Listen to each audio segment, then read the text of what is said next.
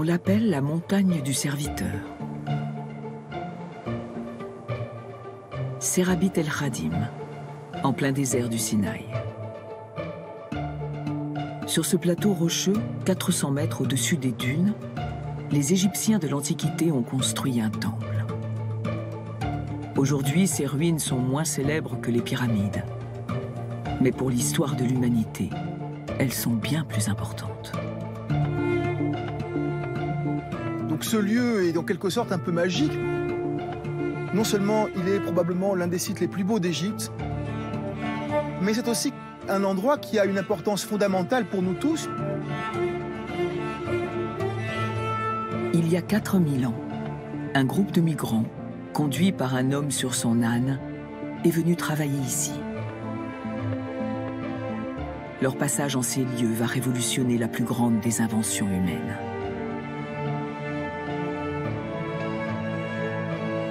Une invention qui nous permet de communiquer au quotidien en faisant fi du temps et de l'espace. Pourtant vieille de 4000 ans, elle est essentielle à nos ordinateurs et smartphones. Cette invention extraordinaire, c'est l'écriture. Et son histoire est celle de la civilisation elle-même.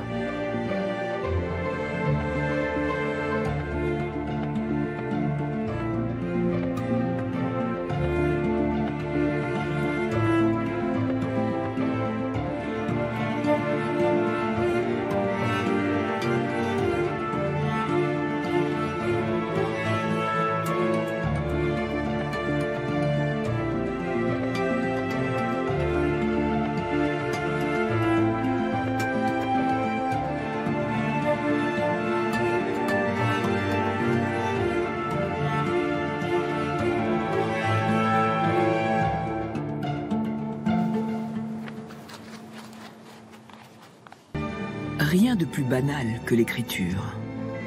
Et pourtant, elle est l'idée la plus puissante qui ait jamais germé dans un cerveau humain.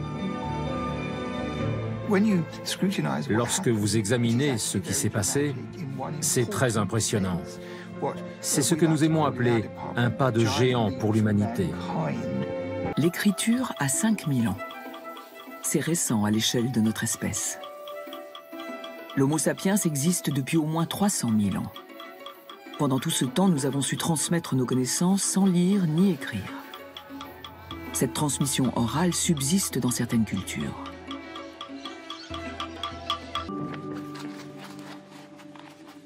Il y a 5000 ans, l'Égypte se situait au sud d'une zone agricole appelée le Croissant fertile.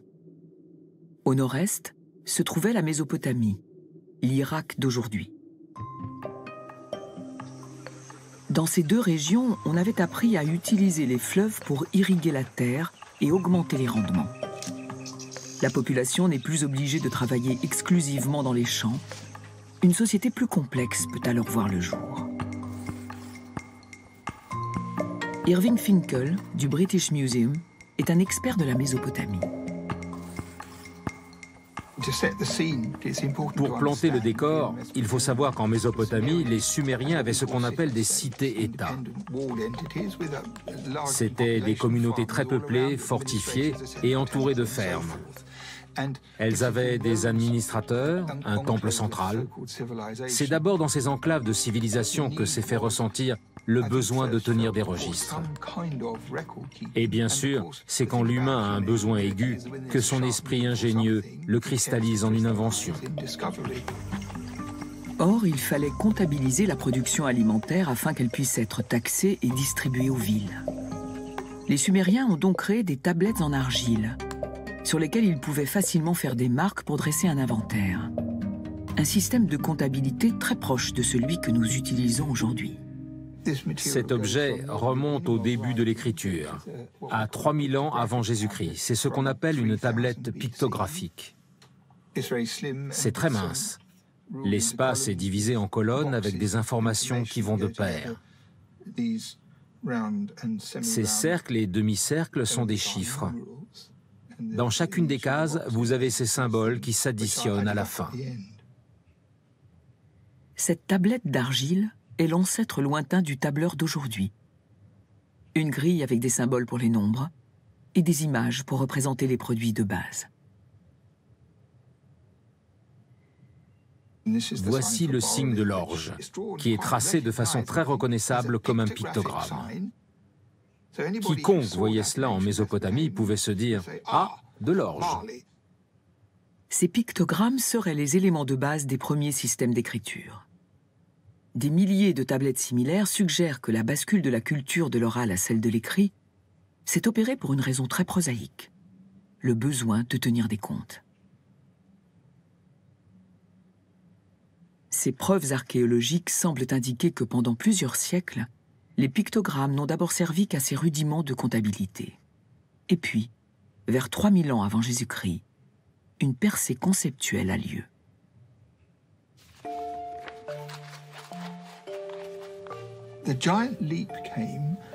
On a fait un pas de géant quand on a eu l'idée de dessiner un signe qui ressemble à quelque chose de familier et d'utiliser ce signe pour évoquer uniquement le son que cette chose prend à l'oral.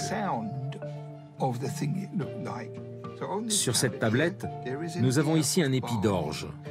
Le mot orge en sumérien se prononce ché. Donc un sumérien voit cela et dit « Ah, ché, orge ». Mais en même temps, ce scribe ou un autre scribe, en écrivant un autre type de document, pouvait utiliser ce signe non pas pour signifier orge, mais juste pour écrire le son ché. Ce pas de géant est une idée assez simple. Un enfant aurait pu y penser. Néanmoins, cette idée aura un impact puissant et durable. Cette méthode, qui consiste à représenter un son par une image, est appelée le principe du rébus. Pour vous donner un exemple clair, le mot shega en sumérien signifie beau ou joli ou gentil, quelque chose du genre. Un scribe l'écrirait donc en syllabes she-ga. Il utiliserait le signe orge pour la partie she. Pour la seconde partie, il devrait écrire ga. En l'occurrence, ga signifie lait. Ainsi, il dessinerait le symbole du lait.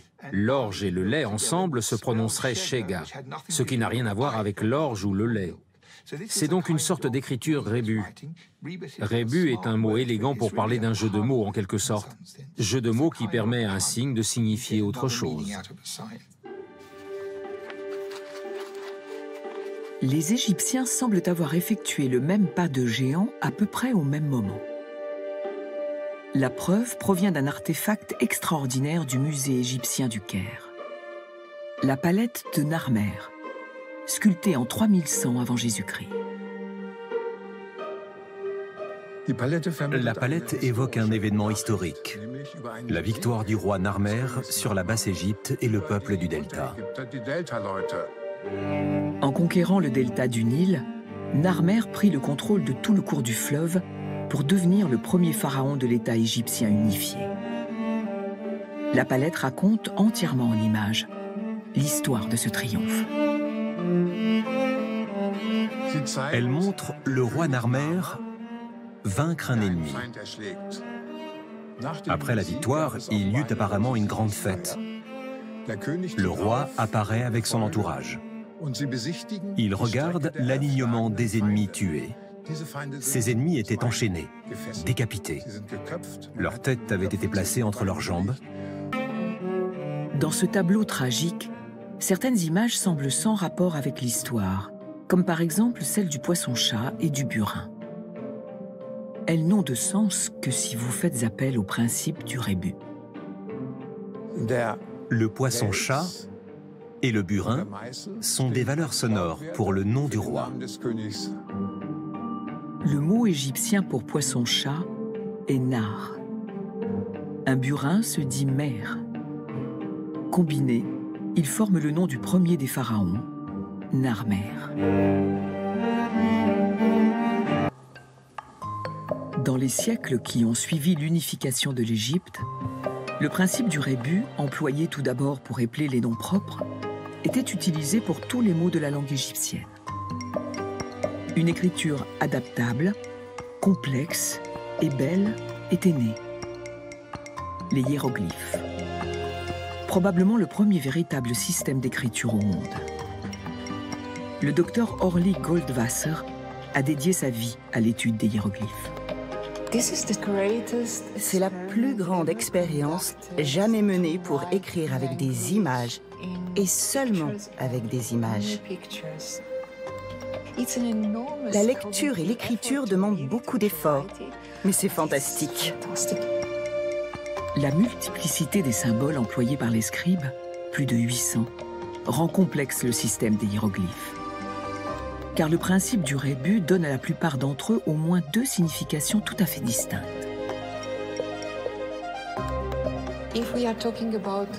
Si nous parlons d'un canard, il peut être représenté par un canard, tel que vous le voyez ici. Ça, c'est facile. Mais dans bien d'autres cas, il ne s'agit pas d'un canard. Il représente seulement le son du canard. So.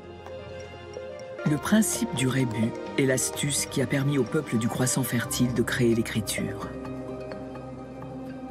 Grâce à ce nouvel emploi des images, les dirigeants ont pu écrire l'histoire de leur règne, rédiger des codes juridiques, administrer des empires étendus et construire des monuments qui nous impressionnent toujours aujourd'hui.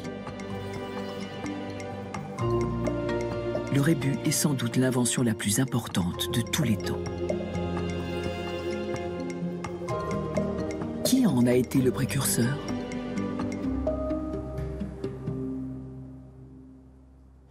L'écriture à proprement parler commence lorsque les sons d'une langue sont représentés.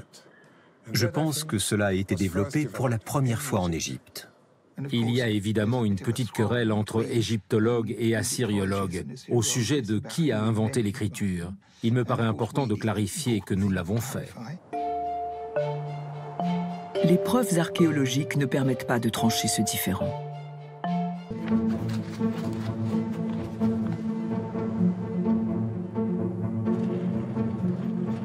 La péninsule du Sinaï, en Égypte. L'archéologue Pierre Tallet est amené par de vieux amis sur le plateau de Serabit El Khadim. Les circonstances sur ce plateau de Serabit El Khadim sont très particulières. Nous sommes autour de 1850 avant Jésus-Christ, avec la coexistence régulière de 2 communautés différentes. D'une part les Égyptiens, et de l'autre côté on a cette petite troupe de gens qui viennent de l'autre côté du Sinaï, du monde asiatique, et qui cohabitent avec les Égyptiens pendant une période prolongée. Et c'est probablement à cette occasion que cette population a eu l'idée de mettre au point ce nouveau système d'écriture en imitant les Égyptiens, mais en adaptant cette écriture à leur propre langue. Il y a une petite inscription en égyptien et une inscription parallèle avec des signes étranges en dessous. Vous avez ici la solution pour décrypter le code. C'est pourquoi je la surnomme la pierre de Rosette de l'alphabet. Celui qui va réussir à déchiffrer l'inscription est Sir Alan Gardiner. Gardiner a pu déchiffrer la partie égyptienne très facilement. C'est une formule écrite des centaines de fois à Serabit El Khadim. Cela dit, les bien-aimés de la déesse Hathor. Puis, il a regardé les signes étranges en dessous. Gardiner a alors eu l'intuition qu'il pouvait s'agir d'une incantation similaire, mais adressée à une déesse cananéenne, et donc en cananéen. Un cananéen n'appellerait pas cette déesse Hathor. Gardiner cherche donc le nom de la déesse, car pour démontrer sa théorie, il doit trouver de quel bien-aimé il s'agit. De l'autre côté du sphinx se trouve une inscription complète. Le dernier symbole qui la compose interloque Gardiner. Cela ressemble à la lettre T dans les alphabets latins et hébreux. Une déesse cananéenne connue des Écritures lui vient alors à l'esprit. Dans la Bible, on connaît le dieu Baal. Il avait une compagne. La compagne en cananéen se termine toujours par un T qui marque le féminin. Elle se nomme Baalat. Gardiner s'est donc dit que ces 4 derniers symboles devaient épeler ce nom. Gardiner présume que le nom complet de la déesse cananéenne qui remplace ici Hathor est Baalat. L'astuce géniale a été de prendre une image et de la lire en cananéen. La maison se dit Bait en dialecte cananéen. Prenez seulement le premier son, le Ba. Et chaque fois que vous aurez besoin du son Ba, vous dessinez cette maison. C'est le principe familier du rébus, mais appliqué d'une toute nouvelle manière. On n'utilise plus le son du mot en entier, mais uniquement le son du début du mot. C'est la grande invention de l'alphabet.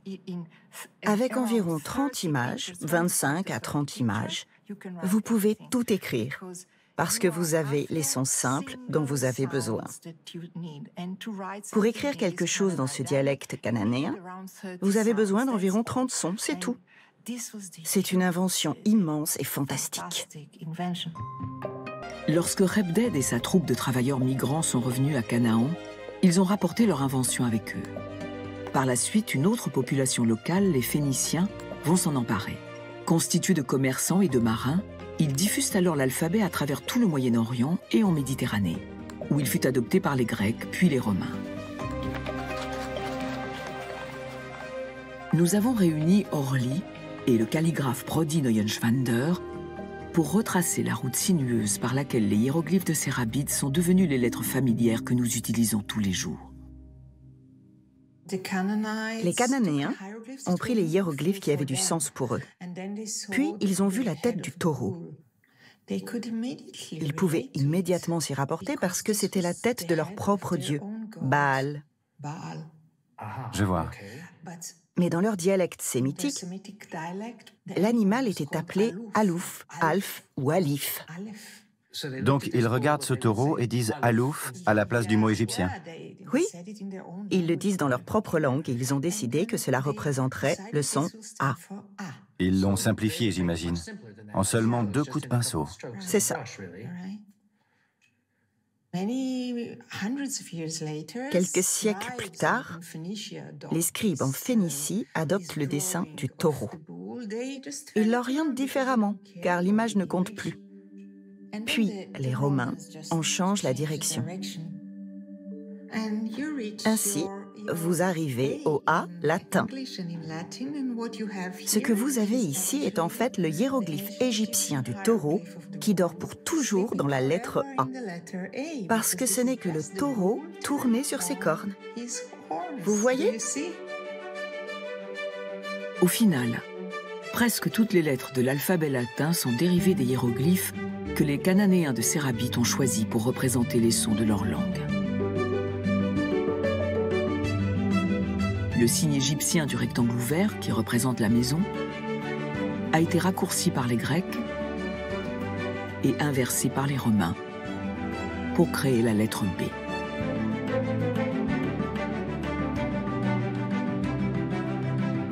Le hiéroglyphe pour l'eau, Mayim en cananéen, est devenu en grec mu et en latin M.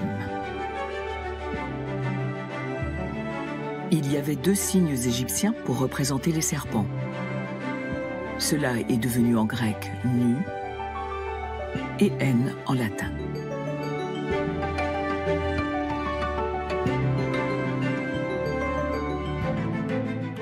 Quel est le nom égyptien pour la tête? On ne sait pas exactement, mais c'est quelque chose comme Tapt ou Topt, mais ça n'avait aucun intérêt pour les Cananéens. Alors quel est leur mot à eux pour la tête? Très différent, roche. Roche avec un R? Oui, avec un R au début, et ici, ils arrivent au R. Donc c'est la tête des Cananéens. Oui. Puis les Grecs rendent la représentation de la tête plus abstraite, même si on peut encore en deviner le profil. Les Romains ont tout retourné, systématiquement. Tout est dans la même direction. Mais cela fait des siècles et des siècles que nous ne voyons plus d'images là-dedans. Et je ne pense pas que quiconque saurait que derrière cette lettre se cache le profil d'une tête. Oui, de nouveau, le hiéroglyphe égyptien se cache dans le R. Il se cache toujours. Il n'y a pas que les alphabets latins et grecs qui viennent de Sérabite. Presque tous les alphabets utilisés aujourd'hui ont puisé à la même source.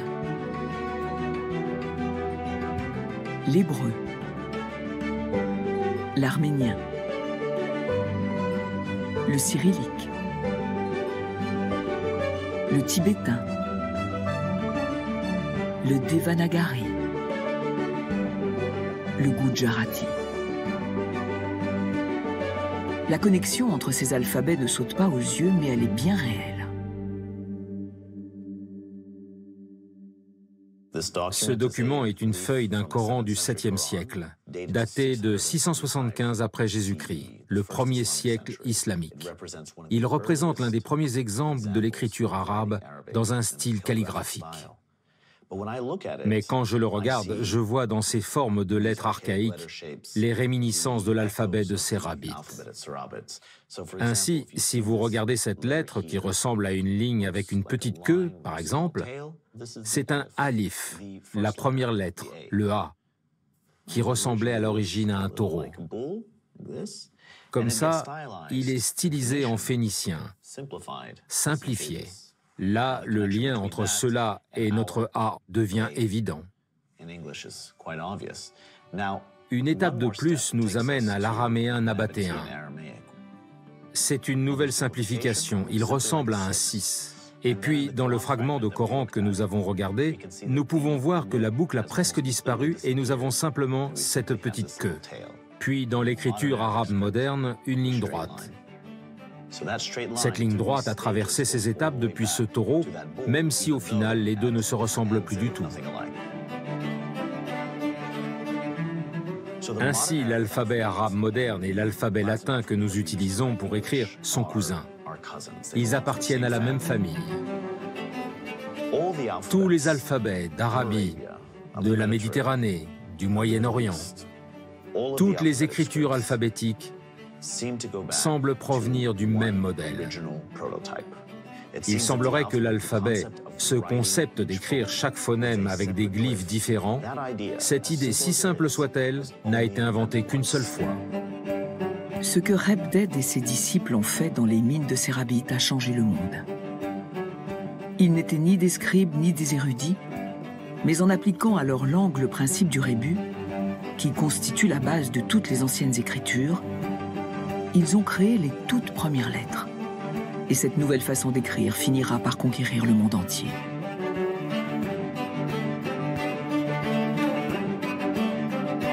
Nous devons à ces travailleurs migrants illettrés l'invention de l'alphabet, qui, plus que toute autre forme d'écriture, a uni les êtres humains à travers l'espace et le temps.